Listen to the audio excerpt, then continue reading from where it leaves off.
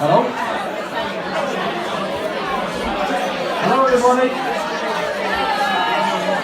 Good evening. Now, this is the sensible time of the evening. First of all, can the birthday girl come out to the front here?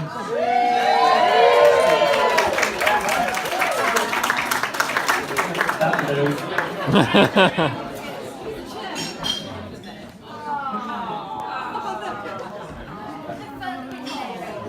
As you all know, Mary's nearly 50, and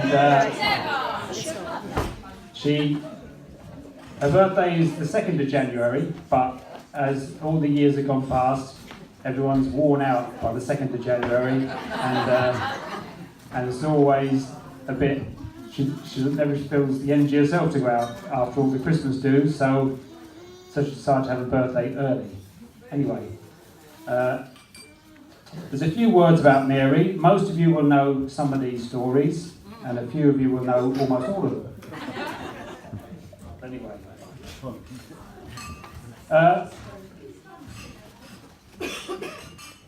Here we go. Our darling sister Mary is almost 50 years old today, and we have all come to celebrate this major birthday. Born to Peg and Seamus on a cold January morn, she quickly became established as the highly organised one. Always doing everything right and helping Mum and Dad, she was so blooming perfect, she made the rest of us look bad.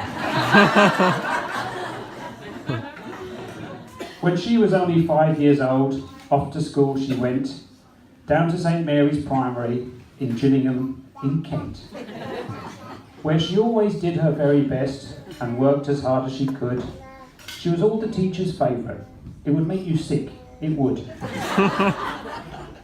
And in all her school reports, her teachers said she was a good one.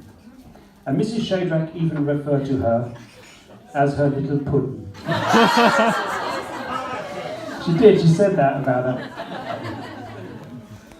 One special day in primary school, she had a careers talk and had to try to decide upon what she would be when she grew up. Well, Mary, she thought long and hard, then she rubbed her hands with glee, because when she made it to adulthood, she would be a donkey. That was her career aspiration.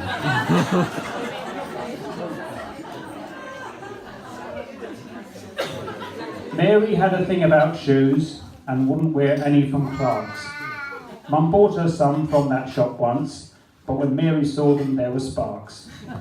She took off her shoes and fired them, then grabbed her bag and went out the door, and walked to school barefoot. Her poor little toes were raw. Such a poser. Then when she left St Mary's, off to John Fisher School she went. It was way up there on Ordnance Street. Yes, you guessed it right, in Kent. And after St John Fisher, Secretarial School came next, where she polished up her shorthand and other forms of text. Mary then left college and got a job in the city and took up power dressing and always looked real pretty. She always did look very posh. When off to work she'd go. She was a proper yuppie with her Filofax in tow. Then she landed her dream job in the offices of NatWest and left Medway for the city in a bank regarded as the best. Now London has some great buildings, the Gherkin and the Shard, but to find the most impressive one, you don't have to look too hard, because hiding in the background, as in their shadows it does cower, is Mary's all-time favourite, the well-known NatWest Tower. Have any of Mary's friends ever heard of her talking about the NatWest Tower? Yeah, everyone has.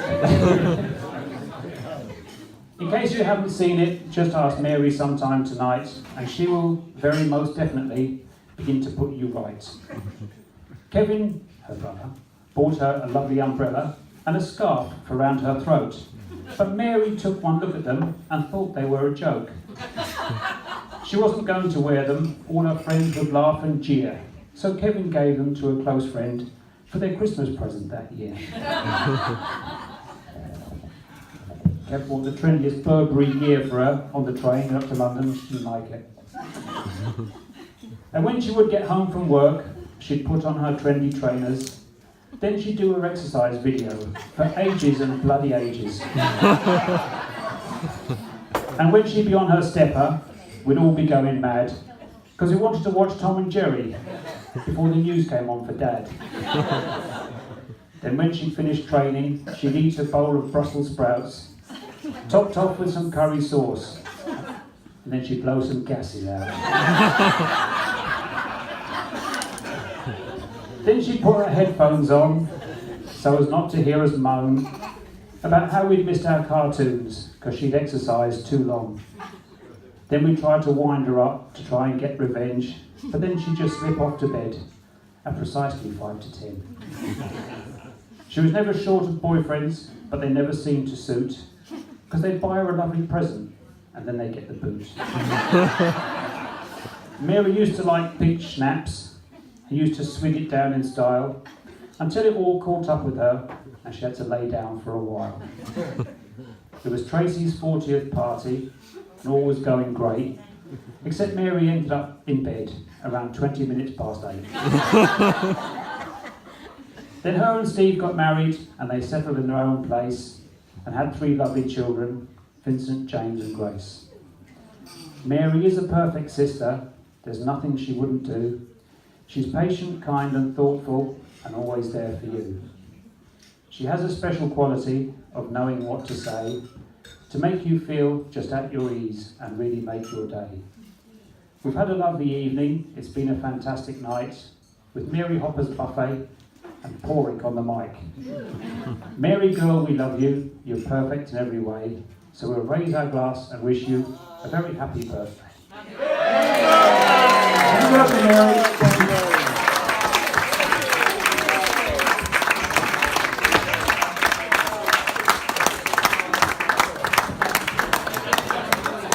Happy birthday, man. Okay, boys and girls, so we're ready. Happy birthday to you. Happy birthday to you. Happy birthday, dear Mary. Happy birthday to you. Come on now, give her a few hands. Okay? Hey, Brandon.